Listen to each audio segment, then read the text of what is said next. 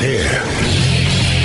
Now, broadcasting from the underground command post, deep in the bowels of a hidden bunker, somewhere under the brick and steel of a nondescript building, we've once again made contact with our leader, Mark Levin. Hello, everybody. Mark Levin here. Our number, 877-381-3811, 877-381-3811.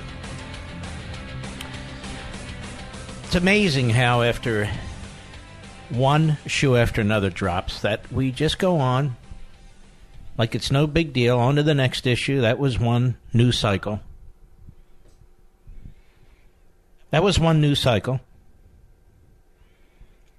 Not only did the Russian government interfere with our election, our government interfered with our election. The Obama administration interfered with our election in ways never seen before in this country. Now, the Obama FBI, led by James Comey, interfered in our election. The Obama CIA, led by John Brennan, interfered in our election. Obama's National Intelligence Agency, led by Clapper, interfered in our election. We have seen lies by omission to a federal judge in the secret FISA court. We have seen that the judge involved in that initial FISA warrant has taken no steps, none whatsoever, to punish the perpetrators.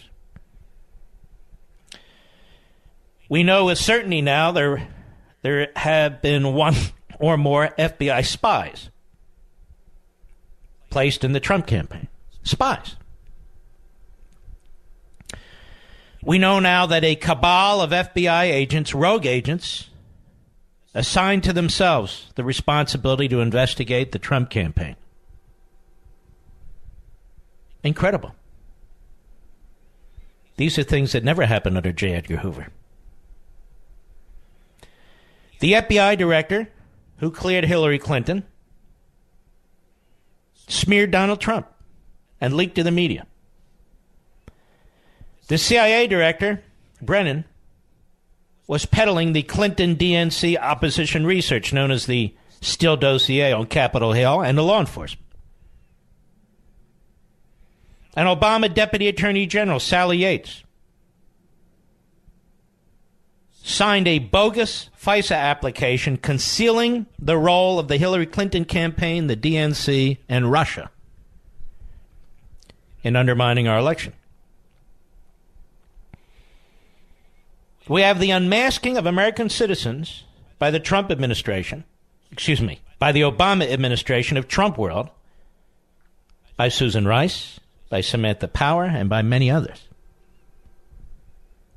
The numbers involved, the unmasking, unprecedented. And names like Michael Flynn leaked to the media. They still haven't tracked down that leak for some reason. And yet at the heart of it, there was a failure by Obama, Brennan, Comey, Clapper, Rice, and all the rest to stop the Russians from interfering in our election, as this cabal conspired to interfere in our election, and in fact did. The government, the federal government, under the control of Obama surrogates, interfered with our last election in ways much more notorious and extensive than the Russians. And yet Donald Trump is under investigation. Mueller is investigating the wrong candidate, the wrong political party, the wrong campaign, the wrong surrogates. But it doesn't matter, because that is his obsession. And then there's the media. The media. The media are active participants in interfering in the last election, active participants in covering up for the wrongdoing, even illegality, of individuals high up in our federal government who were interfering in our election. The media were the beneficiary of leaks by top public officials who are violating their oath and committing felonies and making those leaks. The media in our country, I have to say, given their groupthink and given their conduct, are really not that different from state-run media in tyrannical regimes. They're not protecting the American people from a government run amok, from an FBI run amok, from a CIA run amok. They're protecting those who are running amok. The same media who just this week backed Hamas against Israel. The same media who back Iran against the United States. The same media who back North Korea against the United States. The media. So, as a matter of fact, the president's campaign was spied upon by a rogue cabal of FBI agents. As a matter of fact, a federal warrant was issued by the FISA court in a counterintelligence investigation that misled the judge by withholding, omitting material information. As a matter of fact, the American federal government illegally unmasked the names of American citizens and leaked them to the media. As a matter of fact, the head of the CIA was peddling opposition research paid for by the Hillary Clinton campaign and the DNC to members of Congress and to the FBI, knowing full well that much of the information could not be verified. As a matter of fact, James Clapper, the director of National Intelligence, the umbrella organization, lied to Congress at least twice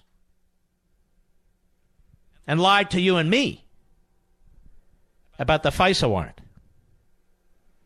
as he is the culprit believed to have leaked to CNN about the meeting between Comey and Trump, and then later was rewarded by being hired by CNN. Now, I want to do something. It's a little unusual. It's a little unusual because what I did originally was a little unusual. I want to go back, and I would like you to come back with me. I want your opinion on this. I want to go back after the break, and I want to listen not to what I said on the radio in March 2017, not to what I said to Sean Hannity on his show in March 2017, but I want to go back and, with you, listen to what I said on Fox and Friends weekend on March 5th, 2017. Let's see how close I came. Remember, I certainly didn't have all the specifics. But let's see how close I came to having essentially the general parameters of this thing nailed down.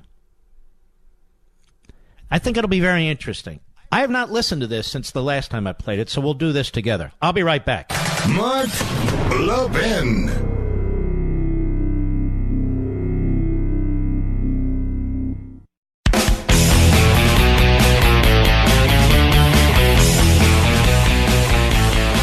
Okay, March 5, 2017. What is that? That's 14 months ago. I'm preparing my radio show a few days earlier. This was the second time I talked about it. And, I was focusing on other things, and I start pulling an article and another article, and I said, whoa, wait a minute, what is this? And I'm pulling them together, and about 10 minutes before they air, I say to Rich, you're not going to believe this, my producer. You're not going to believe this. And so I lay out the case for, among others, Fox and Friends over the weekend, March 5, 2017. Let's see how close I was, at least in general parameters. Cut 11, go. The evidence is overwhelming. This is not about President Trump's tweeting. This is about the Obama administration's spying. And the question isn't whether it's spied. We know they went to the FISA court twice. The question is, who did they spy on? The extent of the spying. That is, the Trump campaign, the Trump transition, Trump surrogates. And I want to walk you through this, the American people. Exhibit 1. Exhibit 1. This is all public. Head Street. 2 separate sources with links to the counterintelligence community have confirmed that the FBI sought and was granted a Foreign Intelligence Surveillance Act court. This is spying. In October, giving counterintelligence permission to examine the activity of, quote, U.S. persons in Donald Trump's campaign with ties to Russia. Let me go on. This isn't me. They say the first FISA request, sources say, named Trump, was denied back in June, denied by the court. Mm-hmm. But the second was drawn more narrowly and was granted in October after evidence was presented of a server possibly related to the Trump campaign and its alleged links to 2 banks. Now, sources suggest that a FISA warrant was granted to look at the full content of emails and other related documents that may concern U.S. persons. Now, I know people are hung up with Trump's word wiretapping. Well, how'd they get access to this server information? Does it really matter if it was wiretapping, electronic surveillance, or whatever it was? Exhibit 2, The Guardian, a well-known right-wing British paper. Here it is, quote, The Guardian has learned the FBI applied for a warrant from the Foreign Intelligence Surveillance Court over the summer in order to monitor 4 members of the Trump team suspected of irregular contacts with Russian officials. Keep in mind, this is during a presidential election. The sitting president, the incumbent party, is now investigating the presidential candidate of the Republican Party and his campaign to some extent.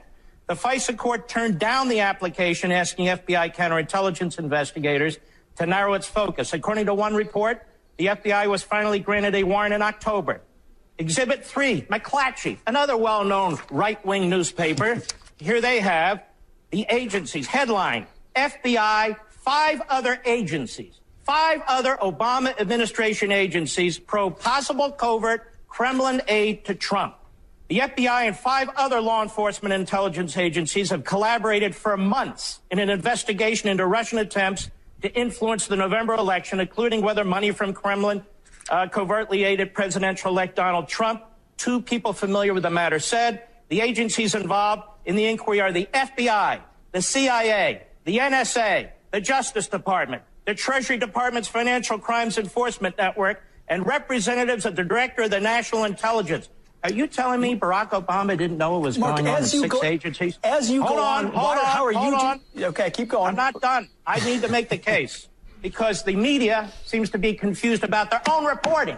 New York Times, another well-known liberal outlet, intercepted Russian communications, part of inquiry into Trump associates, January 19.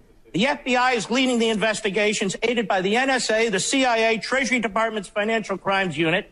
The investigators have accelerated their efforts in recent weeks, but have found no conclusive evidence of wrongdoing. Listen to this. One official said intelligence reports based on some of the wiretap communications have been provided to the White House. This is the New York Times, another right-wing outlet. 4. Another right-wing outlet, Let's continue. New York Times again. NSA gets more latitude to share intercepted communications. In the final days of the Obama administration, the administration has expanded the power of the NSA to share globally intercepted personal communications with the government's 16 other intelligence agencies before applying privacy protections. Now, why would they do this on the way out the door? Well, March 1, Exhibit 6, Obama administration rushed to preserve intelligence of Russian election hacking. In the Obama administration's last days, listen to this, some White House officials scrambled to spread information about Russian efforts to undermine the presidential election and about possible contacts between associates of President-elect Trump and Russians across the government. I'm not done. Exhibit 7, New York Times. Flynn is said to have talked to Russians about sanctions Trump took office. Well, where'd they get this information? Well, Mark, you know, the FISA court, they're always monitoring the Russian ambassador. And so how do we know that? Maybe they are, maybe they're not. But there's an awful lot of other activity. Sure. Here we have Washington Post. One more. Washington Post, March 2nd. U.S. investigators have examined contacts Attorney General Sessions had with Russian officials during the time he was advising Donald Trump's campaign. The focus of the U.S. counterintelligence investigation has been on communication between Trump campaign officials in Russia. Listen to this. The inquiry involving Sessions is examining his contacts while serving as Trump's foreign policy advisor in the spring and summer of 2016. This has been going on for a year. All right, I'm back live. So these were the general parameters. The first time I mentioned this was on radio, right, Rich? I believe it was March 2nd, 2017. This was March 5th, 2017, and then I believe I was on Sean Hannity's show March 6th, or thereabouts, 2017, laying out the same case. That the Trump campaign had been spied on. There was no other way to explain it. Absolutely the first person to point it out. Radio, TV, columnists, anywhere. That the Trump campaign had been spied on. That's why you get a FISA warrant. I was immediately attacked by the Associated Press, by the Washington Post, by the New York Times, by CNN, ABC, NBC, CBS, MSNBC. And in this business I'm in, conservative talk radio, 3 or 4 people came to my defense. Now, those were the general outlines. Now I want you to listen when we come back to how certain media outlets responded to what I said. Because as you know, President Trump took what I said, and he said, somewhat inaccurately, but close enough, it really didn't matter, that that Obama had ordered taps on his wires at Trump Tower. We didn't know exactly what they did, but I knew they did something. I'll be right back.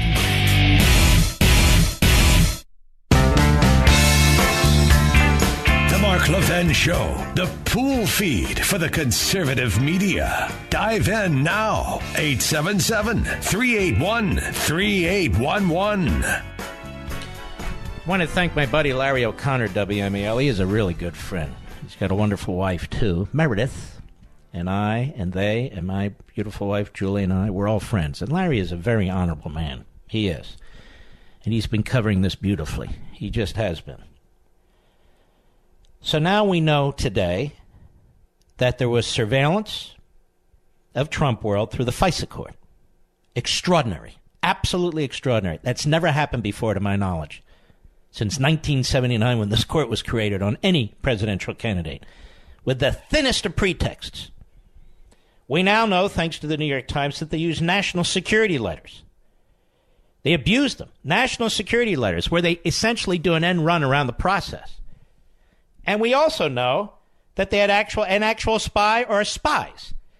A spy or spies, national security letters, FISA surveillance, that is, listening in on people's conversations, yes, tapping into their phones if they use hard lines and so forth and so on an opposition party, on an opposition candidate, and his people. We still don't know the extent of this, now do we? We still don't know the extent of it. Now, when I mentioned this, and the President of the United States tweeted,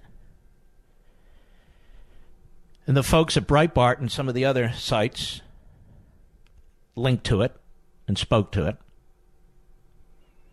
the media went nuts. I can't do this justice from an audio perspective, but I want you to listen to what they said. This is the Hamas, Iranian regime, North Korean American media. Let's start with this montage that we put together. It'll be Jake Tapper of CNN, Brian Ross of ABC News, who's been put out to pasture, CNN's Brian Stelter, CBS Stephen Colbert, MSNBC Joe Scarborough, National Public Radio, MSNBC Chris Matthews, HBO John Oliver, and so forth and so on. And let me tell you, their so-called comics are their news people, and their news people are their so-called comics. Cut 12, go. White House officials say that the president's sources were various conservative outlets, most prominently perhaps radio host Mark Levin, who seemed to take three basic chunks of information and combine them into one conspiracy theory of what he calls a silent coup. And on the conservative Breitbart website, which Friday highlighted a conspiracy-loving radio talk show host, Mark Levin. Now, the story asserted that Obama has been trying to undermine Trump at every turn. As you can see from the headline, it was inspired by a Thursday night radio segment by conservative talk show host Mark Levin. Apparently, this idea came from right-wing radio host and unlicensed gynecologist Mark Levin, who ranted about these wiretaps on his radio show. That show was then written up by Breitbart as Mark Levin to Congress investigate Obama's silent coup versus Trump. What does the White House gain by the president of by Steve Bannon most likely handing the president of the United States a Breitbart article and talking about what a rabid right-wing talk show host has been theorizing? Start with firebrand conservative radio host Mark Levin. Briefly, for people who don't know, who is he? He's got quite a following, and he's not just a conservative figure, but often espousing relatively radical positions about the need to reinvent the Constitution and the government and ways in which we think about society. The notion that Mark Levin is a news outlet, it's not the New York Times, it's not the Washington Post, it's not the Wall Street Journal, it's not the LA Times, it's not a major news network. It's Mark Levin, a guy who, I know what talk radio guys do, on left and right, mostly on right. They rile people up with outrageous charges, and nobody keeps count of them. But here's the President of the United States getting his information from these people. Evidence for suggesting President Obama has committed a crime seems pretty thin. The detailed speculation from a conspiracy-loving talk show host, Mark Levin. Okay, I think we can now officially declare that Trump has a worse media diet than the son of Sam Killer. And he got all his news from a talking dog who told him to murder. So here we have, ladies and gentlemen, a very, very serious breach of our Constitution and our entire notion of republicanism. And this is the kind of reporting, these are the kinds of comedians who we have in this country today. Today. And I want to focus even more on this Brian Stelter at CNN.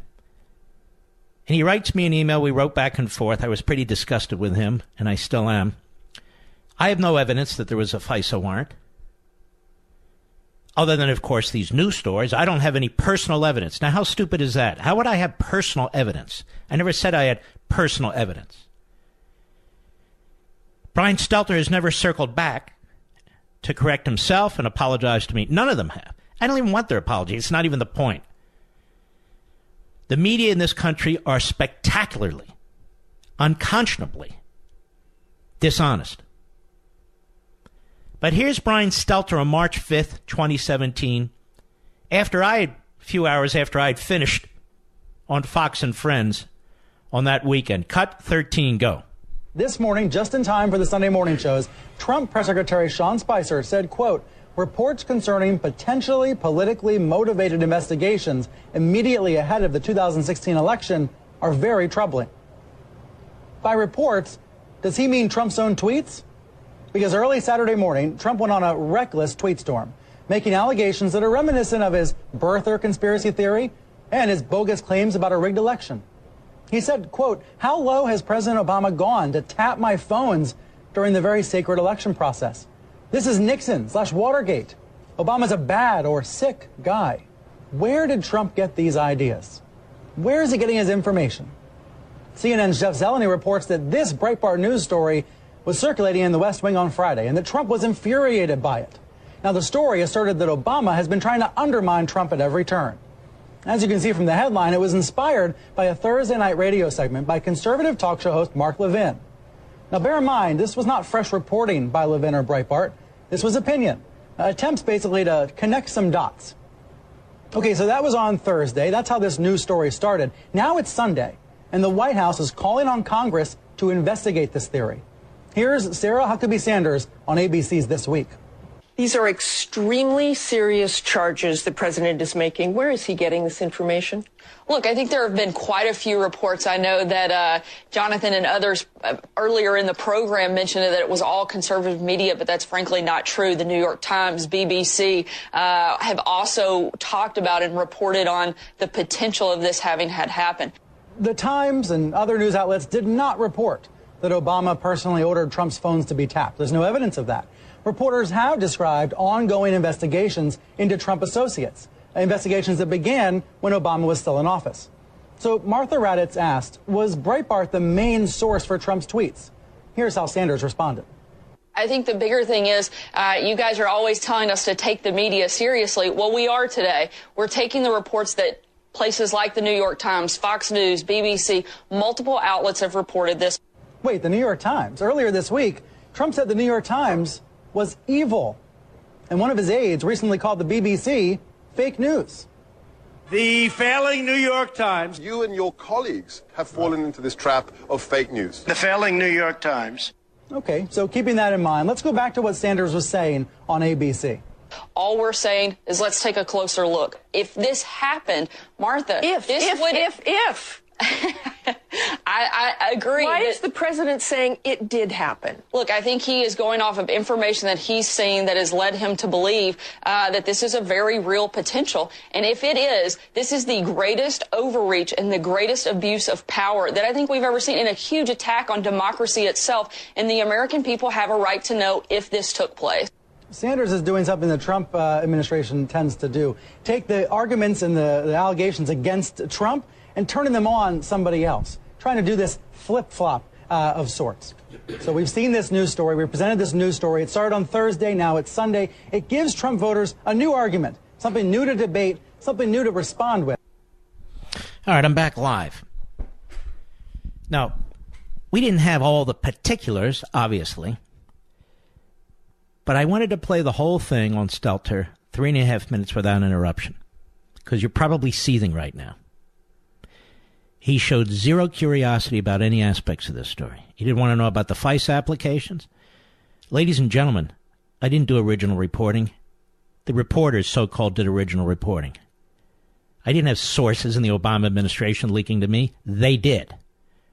That was the public record. And so you actually have Stelter and Raddatz and the others condemning their own colleagues, but trying to condemn me in particular. I'm not a reporter. No, I'm not a reporter. Thank God. I have respect for myself and my family. But I put together what the New York Times had said, what the BBC had said, what McClatchy had said, what some of their favorite websites had said.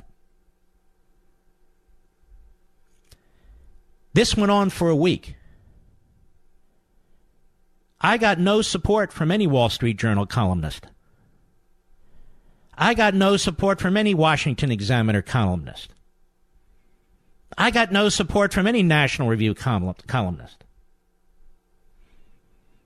I had a handful of people in talk radio who came to my defense. Some of my friends didn't even speak up.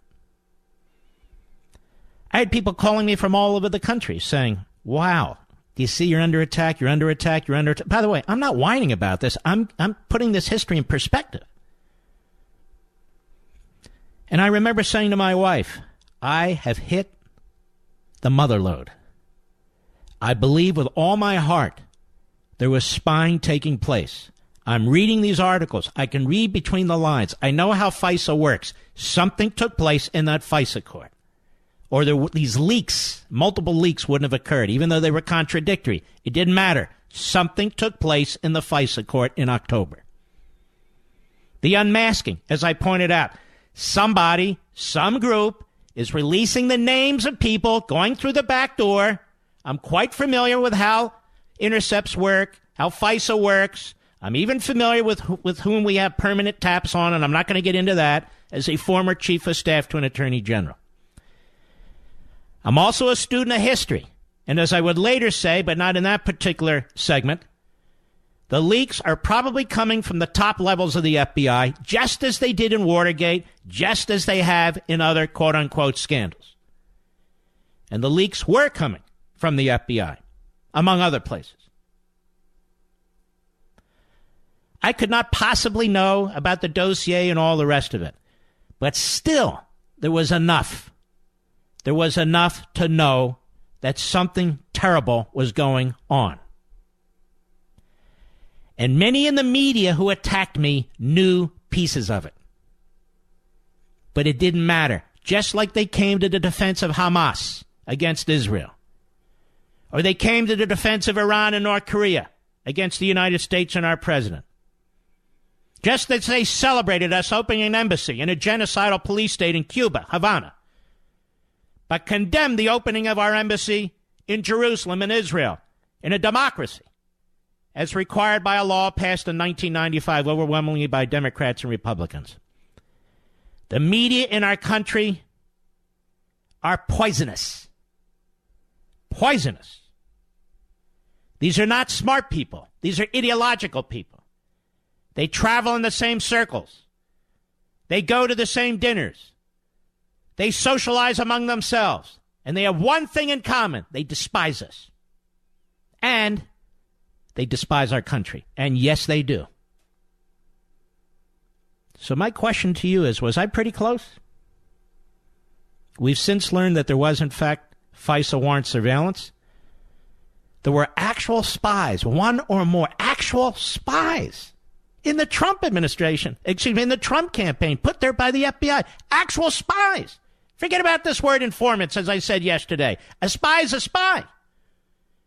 And national security letters, so they wouldn't have to keep going back to the FISA court, even though they got their extension. Against the Trump campaign, and for what? They claimed that this 28, 29, 30-year-old guy who had almost no role in the campaign was drunk at the time, revealed to the Australian ambassador that he was aware that the Russians were interfering with our campaign. Well, so was Susan Rice. So was President Obama. So was the FBI. And they didn't do a damn thing about it. And on that outrageous, thin pretext, they unleashed spies, surveillance, perhaps wiretaps, that was the word the New York Times used at the time, against the Trump world. You better believe that they had as their purpose to take him out, should he be elected president of the United States. I'll be right back. Mark Levin.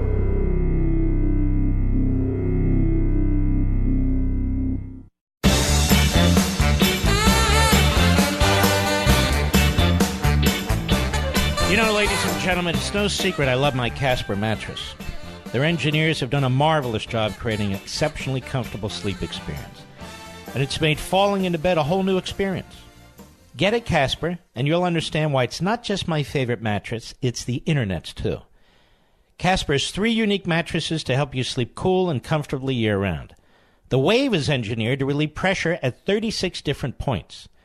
The original Casper is more breathable and comfortable than ever. And the Essential is innovation at a great price point. All mattresses are designed to coddle and comfort you every move, plus provide the perfect support for every position you sleep in. Discover why Casper has hundreds of thousands of happy customers like me, like my family, like Barney. Try your Casper mattress for 100 nights in your own home with free shipping and returns. Go to Casper.com/Mark and use code MARK to save $50 on the purchase of select mattresses. That's Casper.com/Mark, code MARK, and you'll save $50 on select mattresses. Terms and conditions apply. See the site for details. Now, I will be on Hannity at 9:30 p.m. Eastern Time, 6:30 p.m. Pacific. What time is that in Israel? I think that's 3:30 in the morning in Israel.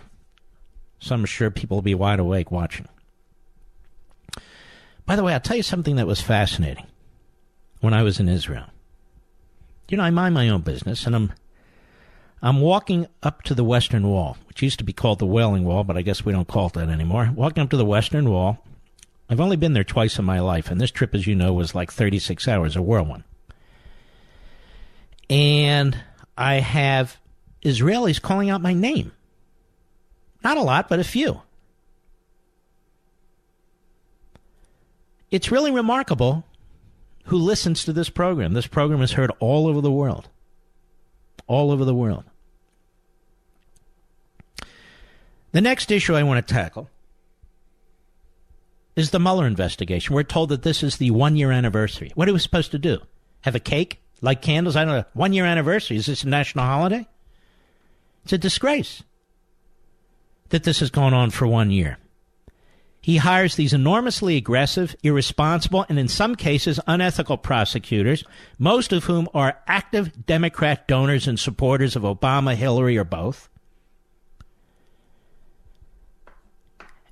And what charges have they brought? They're just beating the hell out of Manafort. Now his ex-son-in-law is turning on Manafort, trying to get the former campaign chairman to buckle under any circumstance, do anything he can just to get him to give him Trump somehow, some way, somewhere. Does that sound like justice to you? He's taken down Lieutenant General Michael Flynn. An outrageous attack on Flynn. Does that sound like justice to you? He's rounded up plea agreements that any assistant district attorney in some town with 12 people could do. Oh, look at that, a false statement. Charge him, charge him, charge him. This is a failed, disastrous prosecution team. I'll be right back.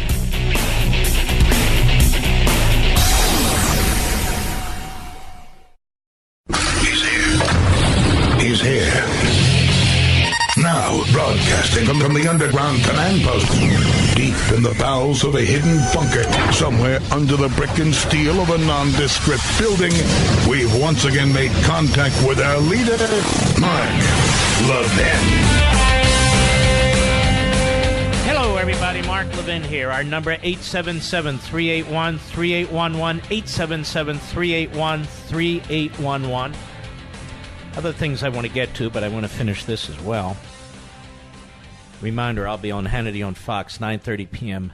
Eastern Time tonight.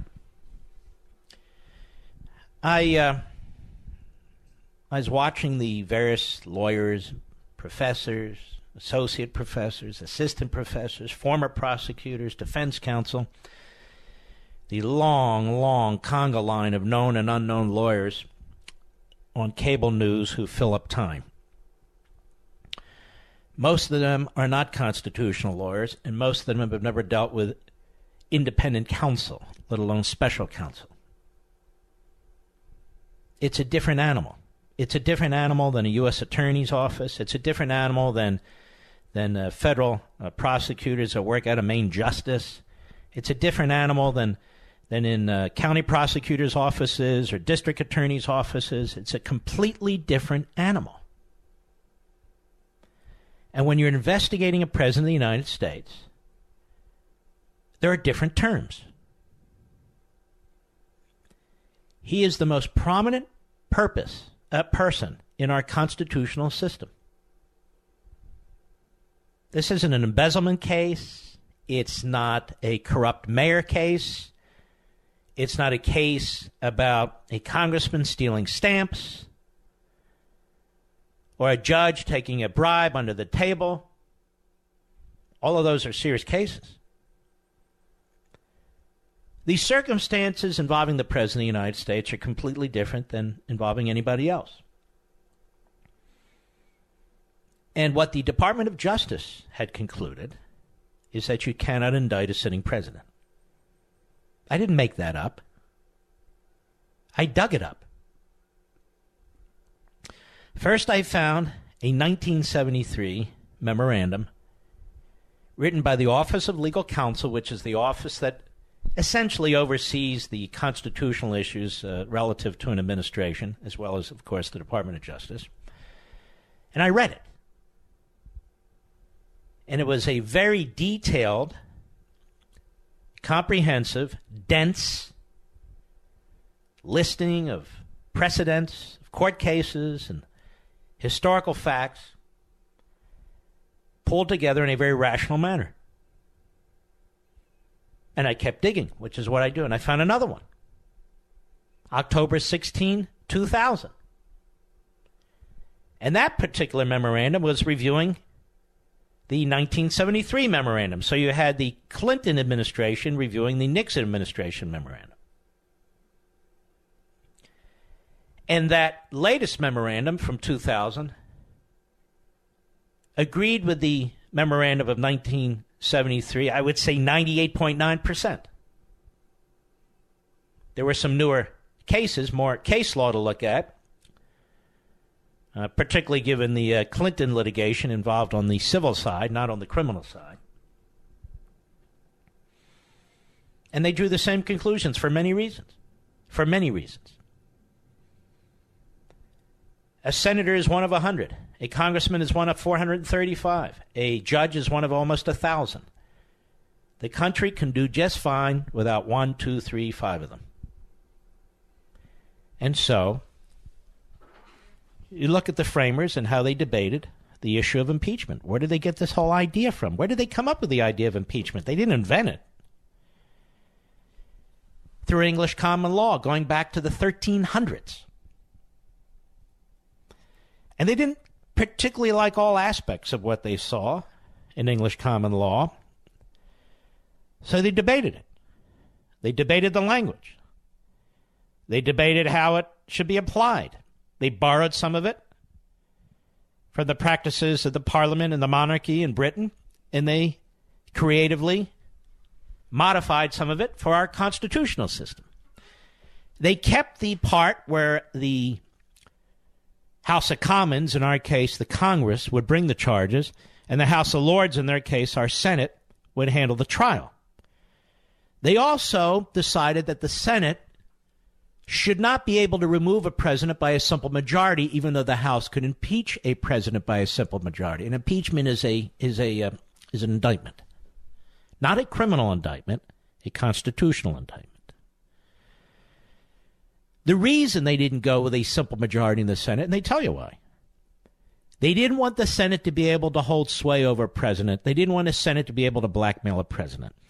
They wanted some ability to hold a president responsible, but they didn't want the ability of another branch to lord over the president.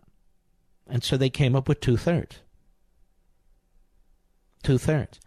The language, high crimes and misdemeanors, have absolutely nothing to do with criminal law, and they make that abundantly clear. High crimes and misdemeanors. What the British had called it was high misdemeanors. And they debated what that meant. High crimes, they decided, were not actual crimes, but offenses against the body politic, offenses against society, offenses that are so significant that they merit, charges and a trial. High crimes and misdemeanors. So they broke up the phrase high misdemeanors. It's not like, you might say, I got a misdemeanor because I jaywalked. It has nothing to do with that. Nothing whatsoever. And, of course, there's other language in there as well. And mostly during the Constitutional Convention, they focused on the presidency. There's no discussion about judges whatsoever.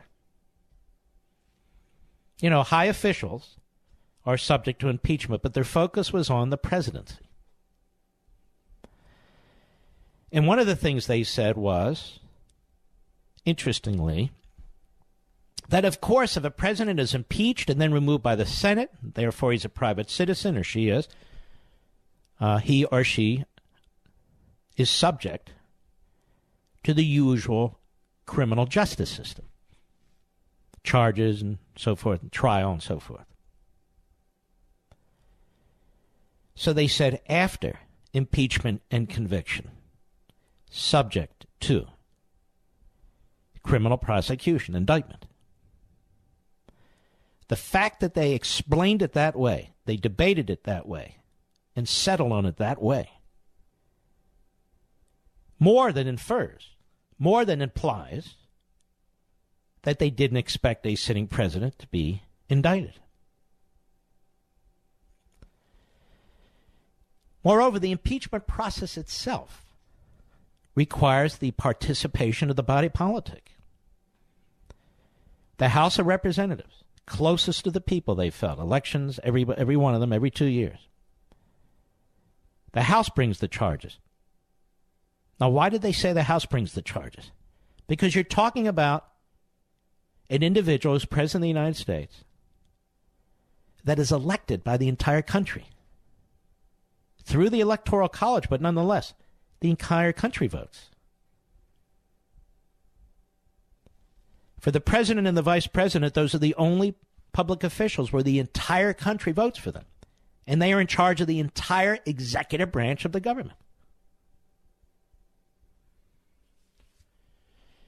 So they would never even dream of thinking that a prosecutor and a jury would have the power in lieu of the House of Representatives and the Senate, that is, these two bodies of the people, to effectively remove a president of the United States. Nor would they in any way contemplate that a prosecutor and a jury would have the power to cripple the president of the United States. The president had specific powers under Article 2, very significant powers under Article 2. The idea that a prosecutor and a jury of 12, back then it could be a jury less than 12, but a jury of 12 could have the power to nullify, in essence, the impeachment clause, would have been absurd. And it is absurd. Another point. When you look at our Constitution, there's some very interesting things in there that are intended to protect the individual, particularly in cases where they're being accused of criminal conduct. We have due process, probable cause for warrants, the right to a speedy trial, jury trials, all this process in place to protect the individual who's charged by what? The government. Because liberty is precious. If you're president of the United States, argued the Department of Justice in both memorandum, that means you're not going to be able to protect yourself, to defend yourself to the fullest extent of the Constitution under the procedures provided in the Constitution as a citizen, not president of the United States, would be able to do, because you're also focused on your myriad heavy responsibilities as president of the United States. So people say you're not above the law. Well, if you're able to indict a president, the president will not have the capacity to provide the kind of attention an individual needs to apply if they want to stay out of prison. And of course, what is the ultimate purpose of indicting somebody? Well, to try them, but that's not the ultimate purpose. To convict them, that's not even the ultimate purpose. To imprison them, that's the ultimate purpose. And it's obvious that you can't have a president of the United States functioning behind bars. Now, you might say, well, there's the 25th Amendment. There was no 25th Amendment when the Constitution was adopted. There were no amendments. The Bill of Rights would come first from the first Congress and then obviously through the ratification process in the states. There was no 25th Amendment. They never, ever contemplated the ability to remove a president this way. And a prosecutor cannot then seize the 25th Amendment as a way to remove a president. That's not what the 25th Amendment is there for. Moreover, the people of the United States didn't elect the vice president as president of the United States. The only reason the president is incapacitated under a circumstance of the kind we're talking about is because a prosecutor has created the circumstance of incapacitation. Nothing physical, nothing mental, nothing of that sort. That's another reason you don't indict a sitting president of the United States. Furthermore, what the memoranda do not discuss, if a special counsel can indict a sitting president of the United States, what is to stop any of the 93 United States attorneys from indicting a sitting president of the United States? Well, you might say the Justice Department. No, not the Justice Department, because the Justice Department has already said you cannot indict a sitting president of the United States. So if Mueller does it, he's defying his own department. He's defying his own bosses, which is why he won't do it, I don't believe. But that said, just think it out. Just like forum shopping with these left-wing judges. Let's say there's a U.S. attorney who really wants to earn credentials, and he's not happy with what the president's doing, or she's not happy, and they find some cockamamie argument, some cockamamie way to pull together a grand jury. Let's say the president has an investment in that state. You've seen these attorneys general throughout the state, like the Schneiderman, that pervert. By the way, do you have to be a pervert to be Attorney General of New York? I think that's the one main credential. But anyway, so you can see how easily you can begin to destroy the Constitution, the Republic, and the office of the presidency. And the office of the presidency. These are not necessarily my positions, ladies and gentlemen, although over the years I've become more and more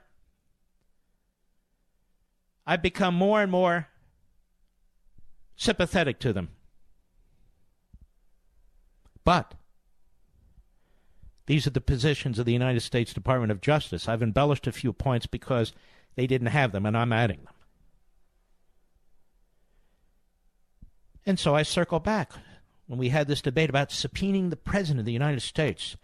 And Professor Dershowitz, who I like, I've met him once or twice, but people go, "Did you hear what Dershowitz said?" Professor Dershowitz said, look, if they subpoena the President of the United States, he's kind of stuck. What can he do other than plead the Fifth? He's got to negotiate with Mueller. I said, BS. He doesn't have to negotiate with anybody. He can say no. Because ultimately, you're trying to subpoena and bring him in front of a federal grand jury.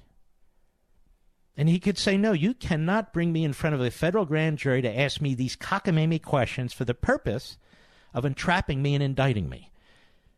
You want me to answer questions, they have to be very finely tailored, and I'll decide if I want to answer them or not in the manner and form that I choose to answer them. And when you looked at the 49 categories of questions and areas that Mueller was looking at, they were preposterous. President doesn't have to submit to that. And so I started talking about this, what the Department of Justice's position is. And Mr. Mueller, when he got his appointment, I went back and looked at that. And Mr. Mueller's appointment says he must comply with, I'm paraphrasing, the policies of the United States Department of Justice. And the policy in this case is no indict. No indict. And I've said that on the air, too. This apparently has now become the official position of President Trump and his lawyers. Wasn't before. And apparently, if Rudy Giuliani is correct in his relaying of information to us, it apparently is the position of Mr. Mueller, even though I don't trust him. We'll be right back. Mark Levin.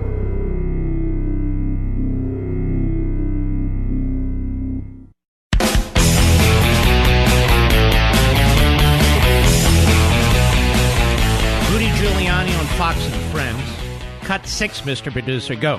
I asked him specifically if they realized or acknowledged they didn't have the power to indict, both under the Justice Department memo, which gives them their power, in essence, confines their power, and under the Constitution. And he said, well, he wouldn't answer.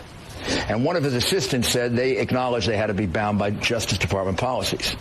And then the next day or the day after, they clarified it for Jay Sekulow, who was with me at the meeting, that they didn't have the power to indict, that what they would eventually do is write a memorandum and give it to the Deputy Attorney General, Rosenstein. And we never got to the issue of subpoena.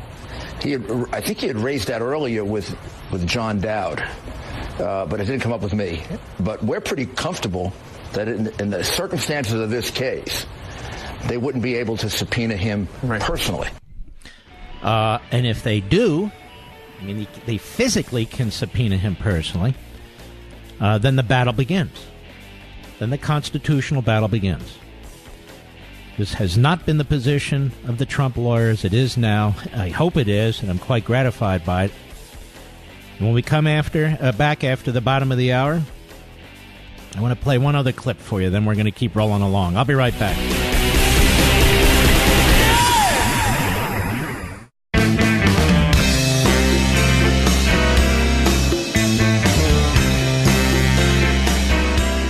The liberals and the Republicans don't like him, but America does. You can call Mark Levin at 877-381-3811. By the way, point of personal privilege, shout out to my father, Jack Levin. Wonderful author, as you know. You know he's going to be 93 years old on June 11th, Mr. Producer? 93 years old. And he's as sharp and bright and engaged as ever, every night on the phone. Good man. Just a great husband and father. He definitely is unbelievable. You know, one of the questions we keep hearing from our fans of the radio show about Levin TV is, why do I need it? I mean, you're getting access to the radio show. You can watch, you're on Fox, Life, Liberty, and Levin. So, with these options, why should I get CRTV? I'll tell you why you should get CRTV. It's completely different. Wonderful, wonderful conservative hosts. Different age groups. Different content. Different personalities. Things you can do that you cannot do on public radio airwaves or public TV airwaves. We own everything at CRTV, which is why I really want you to check it out. You should check out CRTV. If you want to get your media when you want it, with the depth that you've come to expect from my radio show and my new Fox show, you need CRTV. These are the only places where you'll get the stories behind the biggest issues of the day, like the Mueller investigation, like North Korea, like Hamas, like so much more. With Levin TV, we cover the stories you want for as long as it takes to get to the truth, and you can watch every single episode whenever you want, which is another great thing about Levin TV. Now, here's what I want to do for you. You can try it for 30 days absolutely free. There's no risk. And use promo code Levin, Levin, and you'll get $10 off the annual pass. What's the annual pass? It's $89 with $10 off. Now, how much is that a month? What's that? That's like $8, $8.50 a month? That's like a Big Mac, big fries, a large Coke, and an apple pie. That's what it costs each month. So try us out for 30 days absolutely free. Use my promo code Levin so you get $10 off this annual pass. You don't have to worry about setting it up. We'll tell you how to do it. It's easy. It's quick. Almost everything you have around you in your house is a platform we can use. Yes. Your mobile phone, almost all of them, yes. Your laptop, yes. Your iPad, yes. Your PC, yes. More than that, you have a smart TV, we'll show you how to watch it there. And there's other platforms, too, involving Apple and so forth, and we can walk that through. We have very, very patient customer service, and when we say customer service, we mean customer service. You know what? It usually takes 5 minutes to set up. 5 minutes. That's it. So give us a call at 844-LEVIN-TV. Give us a call right now. Our folks are there. We'll get you all set up. Get your 30 days absolutely free. Check my show out, Levin TV, and all the others. That's 844-LEVIN-TV, 844-LEVIN-TV. Now, unfortunately, I've done something that is not what I'm supposed to do, Mr. Producer. I have not pulled up the call screen yet, and it's giving me a fit. Can you tell me who I should speak to? Sirius Satellite, Georgia, Jim, go. It's an honor, Mr. Levin. Thank you, brother. Hey, what cracks me up, and I kind of look at it from a different angle.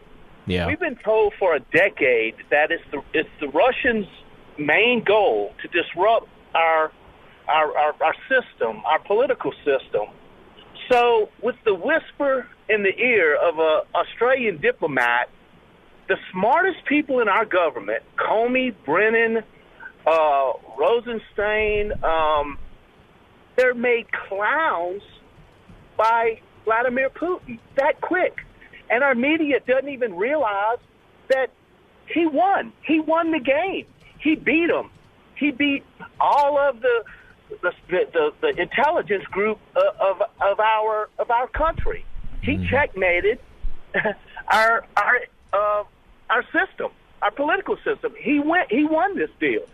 Now, that being said, I'm really not worried about it because Trump did nothing. He's gonna slide through this. No. You better worry about it, and we all better worry about it. You say fly through this. He is not the prosecutor. He's not the jury. He's not the House. He's not the Senate. He's not the Supreme Court. A lot of this is out of his control. And so the Constitution provides a roadmap, and he ought to embrace it and use the Constitution. But I worry about it a lot. That's not to say in the end it won't work out the way it's supposed to. It should. But he has spent 14 months fighting these people. His family's has gone through the grinder. He's got people who've been around him who have been, in my opinion, been devoured by this process. So while we may not be involved in it, there's a ton to worry about. Well, we elected him, and he will be reelected. All right, sir, that has nothing to do with anything. Thank you for your call. Pounding your chest doesn't fly. I mean, that's fine. We elected him, he will be reelected. We're not even talking about that. I hope you're right. But it doesn't add anything to anything. Brad, Myrtle Beach, South Carolina, on the Mark Levin app. Go. Hey, Mark, thanks for taking my call. Okay. Basically, I don't think we've identified that we've had a coup against our president. Oh, really? Nobody's ever mentioned that. Yeah, well, I mean, Rod Rosenstein's who Mueller answers to. We have to fire that guy, and we have to take over the FBI. Okay, who is we? I don't get to fire that guy. You're saying President Trump should fire him? Yes, absolutely. Well, let's walk through this rationally. And he fires him, and what happens? You fire Rod Rosenstein, who basically is not... Okay, he fires Rod Rosenstein. What happens in Congress? What happens in Congress? Well, I mean, they keep doing what they're doing all the time, which is nothing. Oh, okay, so they do nothing. They don't impeach him, right? No. I mean, it's Republican run, pretty much, isn't it? So what? I mean... You have Republicans in the Senate voting to protect Mueller. Have you seen that? Can't fire Mueller. Sir, please, follow me. If the president can fire Rosenstein without political ramifications like impeachment, don't you think he would have? No, I don't think he would have. What do you think's holding him back? What's holding him back is basically the people around him that are telling him Sir, not it's to not do the it. people around him. The president is a man, he has his own mind. Why do you think the president hasn't fired Rosenstein? Well, basically because he's afraid. I mean, he's afraid that... He's not afraid. He understands reality, and reality is he'd be subjected to impeachment. The prior caller said he has nothing to worry about. He's got things to worry about, but the fact of the matter is he should embrace the Constitution and do what he needs to do and fight it. He shouldn't give his enemies an opportunity to turn this into an absolute political disaster. He shouldn't have a misstep. He fires Rosenstein, who ought to be fired, but he can't. If he fires Rosenstein, he will be impeached, either in this term or the next term. And you'll have a number of Republican senators who will go with the Democrats, and his entire agenda will be clogged up. I don't think so. All right, good for you. Let's go on to the next guy. John in San Francisco. Meanwhile, he hasn't fired him, so obviously the president agrees with me. The great KSFO, go. Hello, Mark. Thanks for taking my call. Love your Sunday show, and I'm looking forward to Gordon Chang on Sunday. Yeah, North Korea and China and nukes and cyber warfare. We're going to get into. We're going to have it's a very important show. We're going to have a lot of fun too. Thank you. Yeah. So the info that you brought to light a year ago is proven correct. There's so much corruption that's come to light. To me, justice now lies at the hands of the most powerful person in the country, who is Jeff Sessions. Where is he? If he turns the key one way, the corruption can be justice can be done. If he turns it the other way, the country never recovers. It never recovers. And here's the thing, John. He's recused himself from any investigations involving the campaign and the Russians. Great. We're not talking about that. We're talking about the Department of Justice memoranda. We're talking about him upholding the Constitution. This is bigger than what he's recused himself in. And honest to God, I hear nothing from him. My old friend is all of a sudden silenced. And he gets a pass pretty much from a lot of the press as well. He's the most powerful person, and the future of the country really rests on his decision. I'm not so sure of that. I mean, I think the future, if it winds up on this, will wind up in the Supreme Court. But I do agree with you that he has the power and the ability to short-circuit this thing to ensure that there isn't a constitutional crisis. He doesn't have to sit on his hands. Yeah. All right, John, thank you for your call. Good call. Let's continue. Jaden, Douglas, Kansas, the great KNSS. How are you? Pretty good, Mark. You're doing a great job. Yeah, I think that's funny. Brian Ross and all the other backbenchers calling you a conspiracy theorist last year. And comes to find out that it looks like there sure was a conspiracy with the FBI, at least, and it's not quite so much a theory anymore. And you know what, Jaden? It's worse. It's worse than I even thought, isn't it? Yeah, it is. And I was going to try and connect one more dot. If you remember way back when, in the first week of Trump's administration, there was a report about the Australian Prime Minister, a conversation with him, and there was an expletive or something or other that Trump said during the conversation, and now we hear about an Australian High Commissioner, and I wonder if that's related. But well, the Australian High Commissioner, if what the New York Times said in this regard is accurate, that would have come much earlier than the discussion with the Prime Minister. I think, as I recall, that discussion was Trump got angry because the issue was the deal Obama cut over immigrants. Oh, okay. Yeah, that's right. That's right. I do remember that now. You're right. Yeah, that was a good montage there earlier, too. I would say that the most damaged institution in this country as a result of what's taken place since the campaign and the election of Trump, the media. Yeah. I mean, and I think in the case of the FBI, it can be fixed. In the case of the CIA, it can be fixed. Case of the media, it cannot be fixed. And so that's why we need alternative media. We need competitive media. We embrace these new technologies, podcasting, the expansion of talk radio, conservative websites, social media. I know people lament them because, they can also be used for very evil purposes. But it's very, very important that we've introduced this kind of competition into the public square so we can compete with these other entities. Yep, you're right. Yeah, that one guy called you an unlicensed gynecologist. I don't know. You might want to take that as a compliment. I'm not sure. Well, well, you know what I call Stephen Colbert? He's an unlicensed proctologist. Yeah. So we'll keep. I'd rather be the other. I'd rather be the other. He can be that one. All right, my friend. Thanks for your call. But that's comedy in this country today. That's where they take it. Stephen Colbert looks like Spock with a broken ear, doesn't he, Mr. Producer? I don't even think he's funny. He's stupid. He's a leftist. I'll be right back. Mark Levin.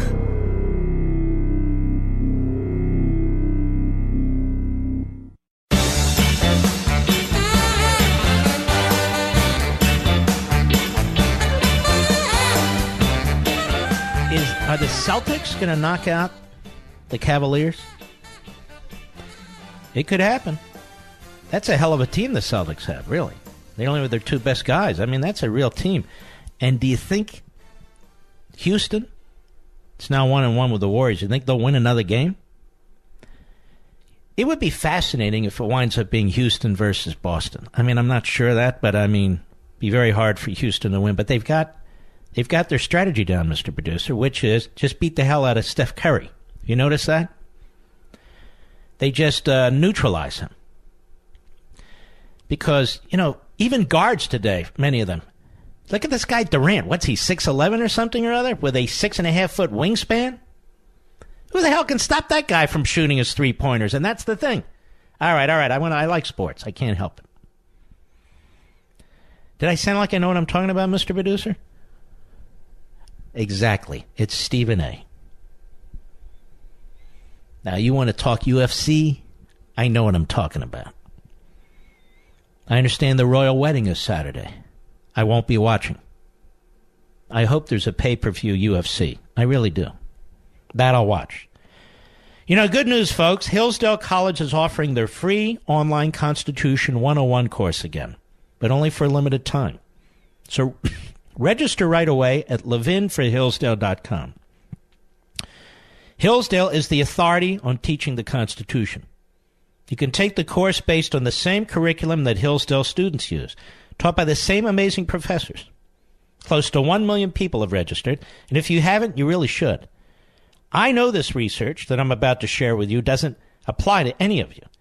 But did you know 1 in 3 Americans can't name a single right protected by the First Amendment? The First Amendment. And only 25% can name all 3 branches of government?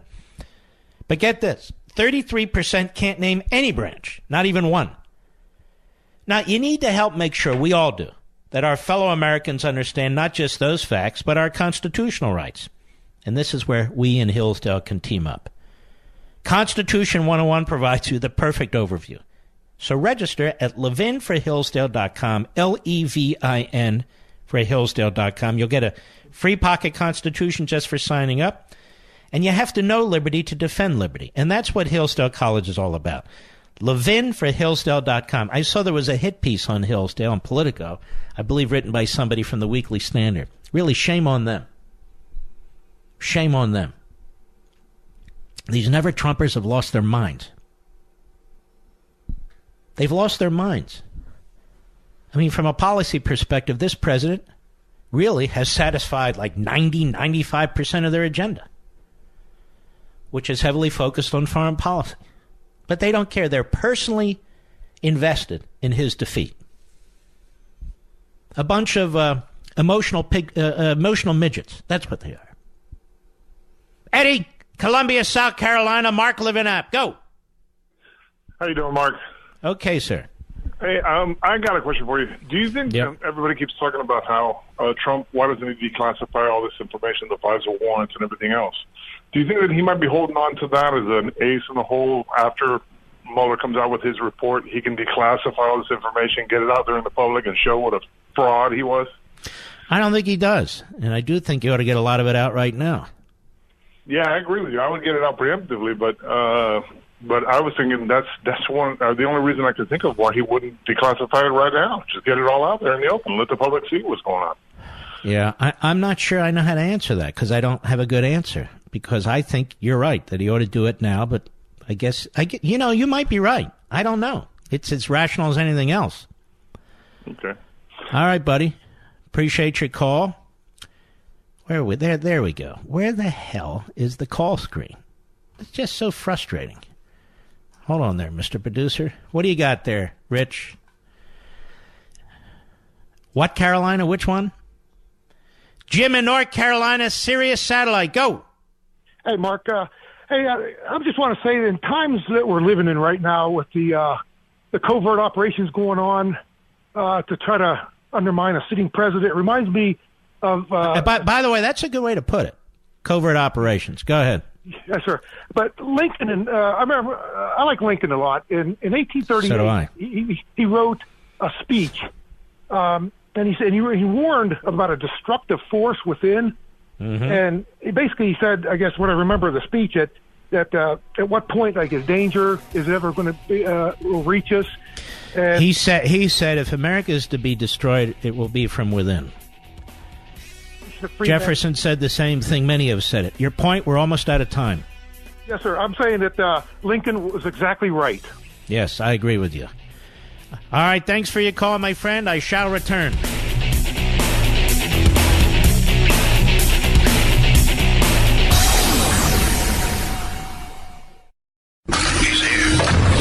He's here. Now, broadcasting from the underground command post, deep in the bowels of a hidden bunker, somewhere under the brick and steel of a nondescript building, we've once again made contact with our leader, Mark Levin. Hello, everybody. everybody. Mark Levin here. Our number 877-381-3811. 877-381-3811. You know, ladies and gentlemen, the President of the United States, as you've probably seen and heard by now, has been attacked by the media. The way Israel was attacked by the media regarding Hamas. The way our country was attacked when we got out of the Iran deal. The media are on the wrong side of virtually every single issue because the media hate America. And the only part of the Bill of Rights the media like is the part that protects them. Oh, and mass murders and terrorists, apparently, too. But anyway,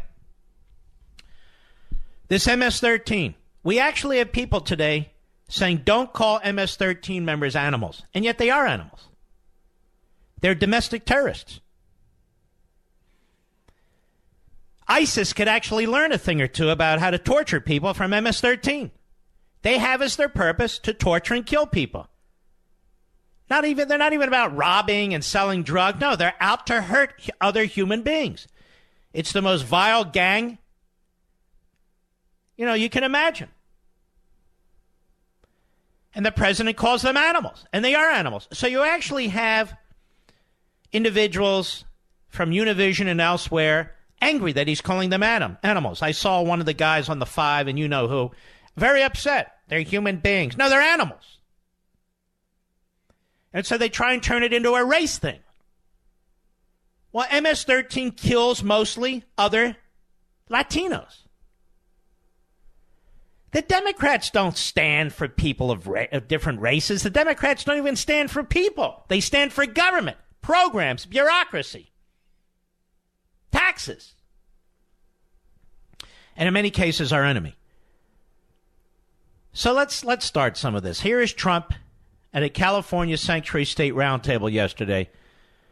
And the first person to speak is Sheriff Margaret Mims. Cut 1, go. Thank you. There can be an MS-13 gang member I know about. If they don't reach a certain threshold, I cannot tell ICE about them. We have people coming into the country, trying to come in. We're stopping a lot of them. But we're taking people out of the country. You wouldn't believe how bad these people are. These aren't people. These are animals. Now stop. So the media in this country, almost to a corporation, that's what they are, corporations, implied or flatly stated that Trump was talking about immigrants, when he was obviously talking about MS-13. That was the subject. Go ahead. I'm out of the country at a level and at a rate that's never happened before. And because of the weak laws, they come in fast. We get them, we release them, we get them again, we bring them out. It's crazy. Yeah. And so they take what is a obviously logical statement about MS-13 where he labels them as animals. And he's been doing that for a long, long time, by the way. And try to imply that he's a racist because he's talking about immigrants. You see, ladies and gentlemen, the media project. Most of the media are filled with racists. Particularly the people who are very wealthy in the media, most of whom are very white. They don't live where MS-13 exists. They don't live on the border. They don't live in impoverished communities. They don't suffer from any of this. They sit on their fat asses, collect their big salaries. They can collect whatever they want. That's up to them. And then pontificate. The President of the United States has to deal with this. And so the President today is asked to clarify his remarks. Truthfully, he doesn't have to clarify his remarks. His remarks were quite clear. Cut 2, go. Could you clarify the context of your use of the word animal yesterday and referring to some people? Well, it has nothing to do with this meeting, but I'm referring, and you know I'm referring to the MS-13 gangs that are coming in. And I was talking about the MS-13, and also, and if you look a little bit further on in the tape, you'll see that. So I'm actually surprised you're asking this question because most people got it right. But I'm saying the MS-13, you don't have that where you come from. MS-13, these are animals. They're coming into our country. We're getting them out. They come in again. We're getting them out. We need strong immigration laws. We have the weakest laws in the entire world. We have laws that are laughed at on immigration. So when the MS-13 comes in, when the other gang members come into our country, I refer to them as animals. And guess what? I always will. And he's right. And the people who live in these communities where MS-13 exists, they know they're animals too. What do you call people who kill for fun? In the most brutal ways, who decapitate people? They're debauchery. I mean, it goes on and on and on. John Harwood, a noted fake journalist, MS-13 gang members are human beings, in my humble opinion. Well, then go ahead and live with them.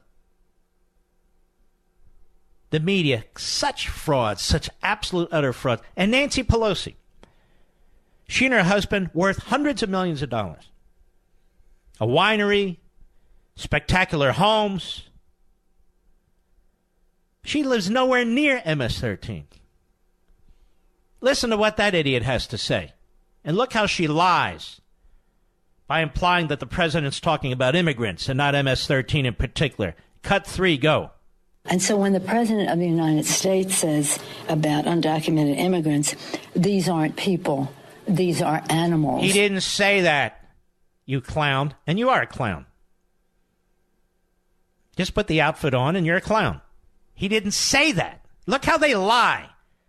Like they lie about Israel versus Hamas. Like they lie about Iran versus the United States. Look how they lie through their teeth. Go ahead. You have to wonder, does he not believe in the spark of divinity, the dignity and worth of every person? These are not No, I don't believe in the dignity and worth of every person. I think there's some some human beings that crawl on the face of this earth, and they always have and they always will. And they have as their purpose to do very, very evil things. No, all human beings are not nice. You idiot. Go ahead. These are animals. The President of the United States. Shut up, you idiot, with your fake drama. As your dentures are falling out of your mouth. Sick of it. Then there is this, what should I call her? This Boyle. This Boyle by the name of Ann Navarro. Phony Republican. But CNN loves her because she's out of her mind. She likes to attack. Cut 4, go. I'm a lot more concerned of when he does things like call immigrants animals. Hey, idiot. He didn't call immigrants animals, Ann Navarro. You fool. You moron. You get paid to sit there at CNN and say the stupidest things? He didn't call immigrants animals. Go ahead. When we start dehumanizing people. He says he was talking about, the White House says he was talking about MS-13. The defense is that he was following up by a statement. Oh, this is Cuomo. The dumbest of the Cuomos, and that's saying something. Ladies and gentlemen, we will continue this, but you heard the tape. I played the whole thing for you. We know exactly what he's talking about. Go ahead. Of a sheriff saying that this is MS-13. He was just talking about MS-13. Good enough? No, not good enough. Not good enough from a president who has called... shut up, you idiot. I don't want to hear you anymore. Fool. Absolute fool. Low IQ. I'll be right back. Mark Levin.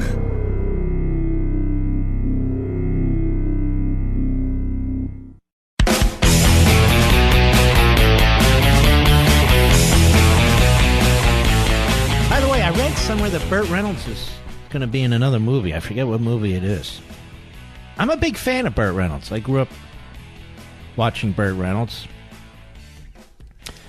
And as a matter of fact, we have a home in an area where he donated a lot of land for the Burt Reynolds Park. I think it's in Jupiter. And he had some tough financial times, but still, memories. All right, enough of that. Let's take a few more calls, shall we? And by the way, notice they attacked Trump for something he never said. And then when they realize he didn't say it, most of them in the media then attack him for what he actually said, calling murderous, raping, torturing gang members animals. Now, I don't know about you, but in my own home, that's what I call them. What do you call them? ISIS, MS-13, they're animals. There's a lot worse that can be said about them, too. This is our media today. attacking the Israelis for trying to defend themselves and protect their border from 50,000 people pouring in, including Hamas militia. They're not allowed to, you know. There's such an incredible disconnect between our media and reality because they don't really live among us. They don't socialize among us. Their reality is to be in a protective cultural bubble among themselves. They're the least ideologically diverse people you can imagine. Groupthink is what they embrace. That's who they are. They're obsessed with their own vanity. They have no virtue. When you listen to me play Joe Scarborough, because I know you don't watch him, and what is she? His wife? I don't even know what she is. Mika Brzezinski, you can tell they have no virtue. They have no principles. They don't even have any class. And that whole conga line lineup at MSNBC, same damn thing. Look at CNN. CNN is an MSNBC wannabe organization. Their ratings are tanking. They're tanking. And yet the corporation that owns CNN is so massive, it doesn't care. It doesn't care that Chris Cuomo, the dumbest of the Cuomos, makes an ass of himself every single day. They don't care. This Ana Navarro, or whatever the hell her name is, they have her dance across the stage. Why? She gets ratings. She gets the idiot ratings. And there's more. Jake Tapper, he's a real journalist. No, he's not. He's not a real journalist at all. And so, the media in this country always line up with our enemies. Always line up with our enemies. Lining up tonight with MS-13. Lining up last night with Hamas. Last week they lined up with the Islamo-Nazi regime in Iran. Lining up with the Cuban genocidal dictators. They thought that embassy there was a cool idea. Lining up behind Kim Jong-un. Hoping our president fails. Hoping beyond hope. That's who they are. Bunch of ratfinks. Hey, you're attacking the First Amendment and you're weakening the First Amendment. I know more about the First Amendment than all of them combined. They're hiding behind the First Amendment. And they are destroying respect for the press. It is they who endanger the First Amendment. It is their politicians like Schumer who endanger the First Amendment. It is their liberal judges and justices who endanger the First Amendment. It is we who defend it. It is we who are prepared to debate them morning, noon, and night. Bernie Sanders will not come on my Fox TV show. He's a coward. He will not come on my Fox TV show. He will not debate with me. And trust me, you've seen my show. I would do it respectfully. But I want to debate him on his philosophical mentors, on Hegel and Marx and Rousseau. I want to have that debate. I want to debate him on his economic policies. Free this, free that, free this. I want to defend individual liberty. I want to defend our history. I want to defend our Constitution. I want to defend private property rights and capitalism. I'm ready. Same with Elizabeth Warren. She will not come on. She will not come on. I don't know why I went here. I just felt like it. Kevin, New York, the great WABC. Go. Hey, how you doing, Mark? Good. How are you, sir? Saw you at the Reagan Library a few years ago. It was thank you. Excellent. Yeah, it's a great place. It was amazing. But hey, the reason I'm calling is that I think there's a little problem with the timeline they're giving on the New York Times. According to that, this case wasn't ramped up until end of July, 1st of August. Yeah. But then why was the first FICE request placed in July? You know, what was that based on? This case didn't get ramped up till August 1st. What about the first FICE request? That's a good point. And, you know, since I mentioned the first FICE request, and again, it was in a media report, I've never heard about that request anymore. Have you? No. I'd like to know if it actually happened, actually existed. We knew about the October one. There were a couple articles that mentioned that, and I hit that. But there was that earlier one in the summer. You're exactly right. Right. All right, brother. Thanks for your call. We love the Reagan Library. Sivdot, I apologize. New York, the great WABC. Go. Mr. Levin, it's a pleasure to talk to you. Thank you. I have a question for you. Does the president have the constitutional and legal authority to appoint a special prosecutor to investigate whether there was a criminal conspiracy to launch this investigation and to frame him? Well, theoretically, he can appoint whoever he wants to work for him in the executive branch, but there is a process in place with regulations at the Justice Department for appointing special counsel. So, constitutionally, yes, but there is that process in place that I talked about. Thank you, sir. All right. Thank you, my friend. Steve, Cookeville, Tennessee, XM Satellite. How are you? Good. Great, Mark. How are you tonight? Very well. Thank you, sir. Well, great. You're a great American, Mark. Thank you. I have a statement. You know, I spent 25 years in the Army. I've been deployed several times. And, you know, I've seen the best and worst of mankind. And there's no question about that. And what I believe in is I believe in the American resolve and the American willpower and the Constitution of the United States. That's what I fought for. And I continue federal service to this day. What I'm just absolutely disgusted with is those few people in our law enforcement on the federal level and the news media. It absolutely just disgusts me every single day. Mm-hmm. Day in and day out, isn't it? Absolutely. Yeah. You know, I a lot of people have sacrificed for this country, and you know, it's very hard to take on a daily basis. No, I agree, and thank you for your service, my friend. I appreciate it. Yeah, I know. If you take in too much of the media, you're going to be very depressed for a very long time. So that's why you take it in little pieces, so you know what they're up to, which is usually no good, and then you move on. If you want to go back to it, you go back to it. But some people keep their TV on day in and day out, the CNN and MSNBC. You know, these are the people with... well, anyway, I'll be right back.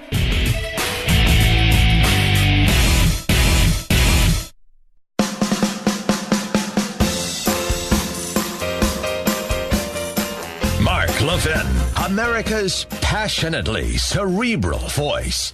Talk with that voice now. 877-381-3811. ZipRecruiter. Are you hiring, posting your position at job sites and waiting for the right people to see it? Well, there's a new way to do these things, you know. ZipRecruiter knew there was a smarter way, so they built a platform that actually finds the right job candidates for you. ZipRecruiter learns what you're looking for, identifies people with the right experience, and invites them to apply to your job. Now, these invitations have revolutionized how you find your next hire. And ZipRecruiter doesn't stop there. They even spotlight the strongest applications you receive so you never miss a great match. In fact, 80% of employers who post a job on ZipRecruiter get a quality candidate through the sale in just one day. That's how great the site is. The right candidates are out there. ZipRecruiter is how you find them. Businesses of all sizes trust ZipRecruiter for their hiring needs. Right now, you, my listeners, can try ZipRecruiter free. Absolutely free. That's right. Just go to ZipRecruiter.com/Levin. That's ZipRecruiter.com/Levin. ZipRecruiter.com/Levin, because ZipRecruiter is the smartest way to hire. And that it is. All right. Let's see who else is out there. Give you guys a shot, right? Zach, Columbus, Ohio, XM Satellite. Go. Yes, Mr. Levin, what an honor, sir. Thank you. First off, I'd like to say that everybody's been, all the media, they've been dancing around this problem that they have. It's something called integrity. And I just kind of wanted to see what you thought about it, doing the right thing when nobody's looking, and just telling the truth to the American people, just doing the right thing, you know? Well, you have to have integrity to do the right thing. And if you're an ideological zombie who enjoys going to the Hamptons or Middleburg, Virginia, nothing wrong with them, to be with your pals and laugh it up about how you screw with the President of the United States and the American people, you don't have integrity. Yes, sir. That's just everybody's been dancing around it lately, you know, just with what's been going on in the media. And, you know, the American public is really upset, and I can tell, because I am, with what they've been doing and how they've been treating the news and how they've been treating the American public, too, as well. They lie to the American people. Yes, sir. They certainly do, regardless of what they say in their own defense, which isn't much. All right, my friend. Thank you for your call. Cole, Phoenix, Arizona, Sirius Satellite. Go. How are you doing this afternoon? Very well, thank you, sir. So I had told your producer that I'm Are you on a speakerphone? No, I'm on Blue Buds, but I could change to the regular phone. Hang on a minute. Yeah, that would help because it's hard to hear you. Not a problem. Go right ahead. All right. Better? Yeah, let's go. Go right ahead. Okay. So I have to say that, you know, the media, they have no integrity, like your previous listener said, especially seeing how, you know, all of us down here in the Southwest, we're dealing with more than just MS-13 here. We're dealing with the Aztecas, the cartels, and everybody else. They would rather assume slaughter you in your own home or cut you up and burn you in it if you don't do what they tell you to do. They recruit high schoolers. They recruit people of all colors. It doesn't matter. They don't care. As long as they can make a buck, and if you're in the way, they'll take you out. Mm-hmm. Well, that's quite right. So we call them human beings, according to the left. First, they accuse Trump of saying something he never said and never would say. And having perpetrated that lie, then they circle back, some of them, and say, well, even if he says what he said, that is that MS-13 are animals, that's outrageous. There's nothing outrageous about it. It's like calling most of these reporters morons. It's like you said earlier. They're subhumans. That's all there is to it. Thank you for your calls. Of course they're subhumans. When you have a mindset that you want to kill people in the ugliest and worst way, somebody's girl, little girl, daughter, somebody's son, they're animals. And these people in the media, they do not live in the same society as most of us live in. They just don't. Let's take the next call here. Let's see. I'm looking. Let's go to Mike, Portsmouth, Virginia, the Mark Levin app. How are you? Thank you. Mark, it's an honor to talk to you. Thank you. I just wanted to say, you've been at this, talking about this spy scandal for a long time, and it seems like it's being slowly revealed. But what I wanted to ask you, what do you think is going to happen now? Do you think our institutions really can clean themselves up and restore faith in the No, I don't. I think we have to clean it up through Convention of States in Article 5. I agree. I think our government is unmoored in many respects from the Constitution, and we have people in government and people who are barnacles on government, like the media, who like it and are even pushing for more of it. That is this sort of anti-constitutional governance. And it's very dangerous, and it's getting more dangerous by the year. Do you think the FBI and the CIA will clean themselves up? I mean, you said no. I think they have to be cleaned up, and the way you do that is get really top-notch people at the top, because I think most of the people in the FBI and CIA are just fine. But the people at the top, they have the ability to abuse power. They are disconnected from the worker bees at the lower levels, and this is the problem. Barack Obama chose radical leftists to head these positions. He chose Comey because he knew Comey, through his past conduct with George W. Bush and Attorney General Ashcroft, was a reliable leftist. All right, sir. I appreciate your call. Let's see what we have here. Bear with me, folks. We have John, Clearwater, Florida, on the Mark Levin app. How are you? Very well, Mark. It's a great honor, and God bless you and your family. You too. Thank you, bro. Okay. I'm a retired New York City police sergeant, okay? Wow. Nice to meet you. Thank you. When that House memo came out in February, in one of the first paragraphs, and I'm sure you're aware of this, as your the chief of staff to an attorney general, is that to renew these FISA warrants, it requires, and it says it right in the memo, it requires new probable cause. In addition, every 90 days it's got to be renewed, and new probable cause. You're right. I am dying to know what the new probable cause on the 3 renewals were. You got these supervisors and the FBI and Justice signing off on these things. Okay, everybody should be swinging, because if God forbid I did something like that, signing off on paper on a document that I knew was not correct or legal, I'd be fired and prosecuted. And it really bothers me that, and I'm sure other cops and federal agents feel the same way. I mean, I put handcuffs on thousands of people for a hell of a lot less beefs than these guys that what they're pulling over there, and it's really not fair. And Trump needs to go after these people full throttle, legally, of course. No, you're right. No, it's a good point, and you're right. Every one of these extensions on these applications, every 90 days, you have to show again the probable cause, and we'd all love to know what it is. Oh yeah. Yeah. Because the focus of it, this Carter Page, he's walking. He's a free man. They haven't charged him with a damn thing.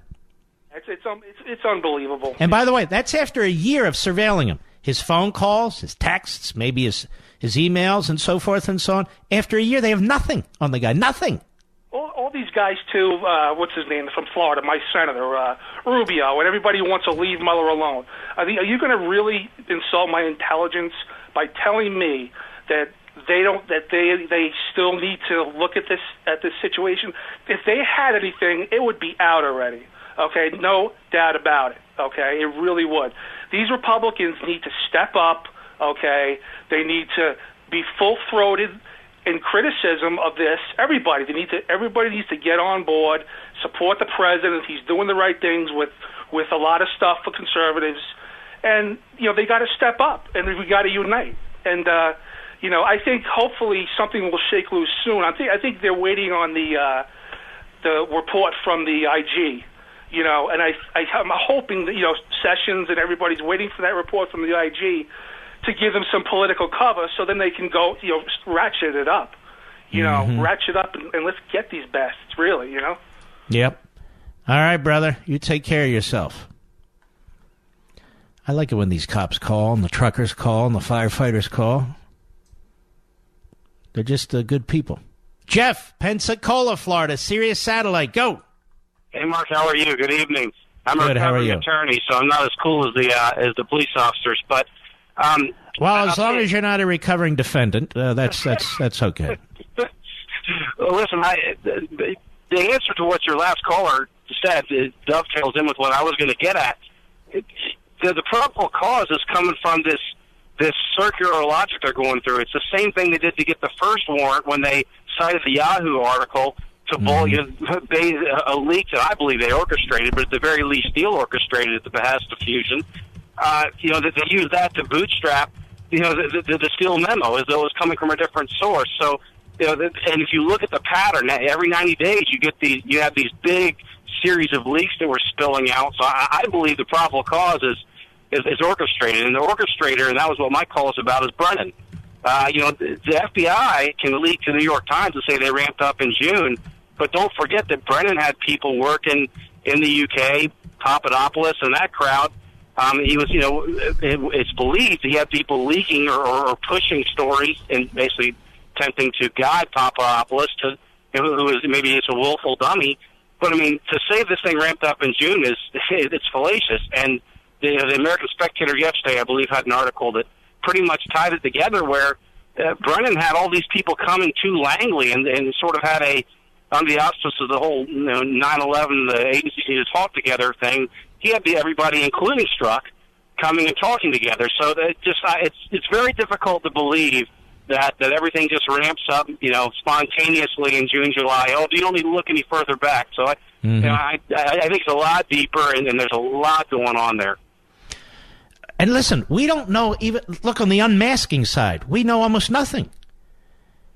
about the record number of people who were unmasked, the leaking that took place, the people who leaked on General Flynn. They haven't been tracked down or anything of the sort.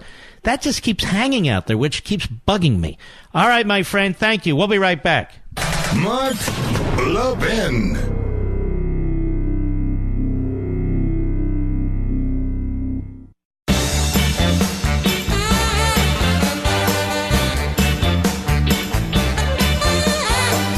Don't forget, 40 minutes from now, 9:30 p.m. Eastern, 6:30 p.m. Pacific, and all the times around, I will be on the Fox News Channel and Sean Hannity's TV show, 9:30 p.m.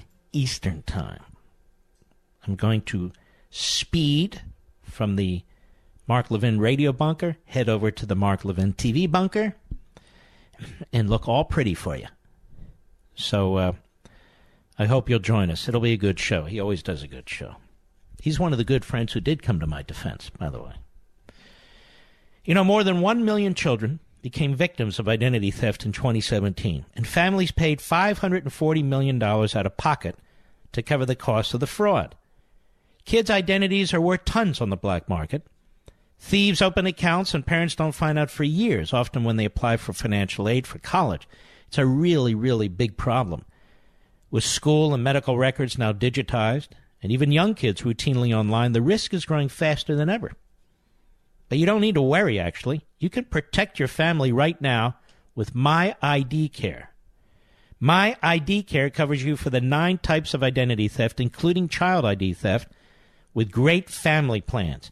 And they provide a 100% identity recovery guarantee or your money back. That's the difference between My ID Care from the other guys. You need top-tier identity recovery, and they stand by it with their guarantee. This is why we decided to sponsor, and they decided to come on the show. They are the platinum standard. They are the top. You and your kids need protection. We all do. And you need My ID Care like I have and my parents have. Learn more and get 15% off at myidcare.com/Mark, promo code Mark. That's myidcare.com/Mark, promo code Mark. One more time because this is so important. myidcare.com/Mark, promo code Mark. All right. Let's continue, shall we? Yes, we can. Let's go to Julia, Albany, New York. How are you, Julia? Yes, good evening, Mr. Levin. Thank you for taking my call. I just wanted to, first of all, I'm a 28-year active member of law enforcement for the state police in New York. Oh, you're a state trooper. Congratulations. Yes, I am. It's a dangerous job, man. I don't know how you people pull over people in the middle of the night. That's scary. Yeah, well, it's we get good training, and it's a great career. We do a really good job in New York. I'm very proud of my agency. Thank you. I wanted to thank you for the work that you do and talking every day on TV and the radio about the important things that matter, the erosion of our Constitution, raising people's awareness level on some of the issues that are very important today with our government, federal government, and it's tough. And I find that in New York we have a lot of rules in our state, maybe more than many other states, and that's a possible sign of the Constitution, some of our constitutional rights being taken away. And we also have a lot of divisions in the state that I live in where you're not able to talk to your neighbors as easily about, what you each may have different beliefs about the political process, and it's become very, difficult. So I don't even understand how people would want to get into politics. I've thought about it myself, and it's like you go into that world and you're just eaten alive. Well, if you're a leftist, you clearly are not. You're right. But if you're a conservative, you're exactly right. They will beat the heck out of you. You know, if you're a leftist, you can drive a car off a bridge into a deep pond, spend 10 hours worrying about yourself while somebody's left behind, and the young lady dies, and you go on and you could be a potential nominee for President of the United States in the Democrat Party. True. Yeah, I mean, in New York, I've seen, like, for us before the presidential election, we had Trump signs taken off our lawn, like, and we're kind of in the country. We're not in a, just that someone would think to get out of their car or whatever, walk on my property and do that because seeing that bothered them. Right. All right, my friend, I much appreciate your call and your service. I actually think about it. When the police pull people over, particularly when it's dark out, that is mighty scary, I think. Paul, Tucson, Arizona. How are you, sir? Good. Thanks for taking my call, Mark. I appreciate everything that you do.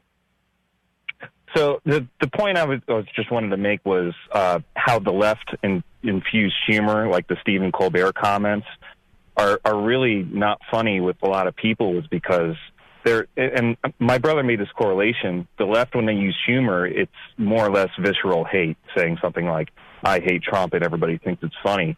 But when the right uses humor, they tend to incorporate facts into the humor, and that's why the right has been so effective with things like memes, because they put some sort of factual comment into it and infuse it with humor, and it turns out to be a good means for actually sending out relevant information to a lot of people in a way that's easily digestible. Right. But the left doesn't do that. They just say something that's really just more or less visceral hate, and then the only people that receive that are people who more or less agree with the hate, and it just perpetuates hate, and I don't think it's effective means of communication. All right, my friend, I appreciate your call. By the way, we want to welcome WDGJ, our new affiliate in Albany, a magnificent station. And the man, Paul, my buddy, he owns it, he runs it, and it's a great station. I will see you on Hannity literally in 30 minutes. Please check us out on the Fox News channel. And we salute all you heroes out there. God bless each and every one of you. And check out Levin TV, too. It's all good. Thank you for being with us. God bless you, and see you in 30 minutes.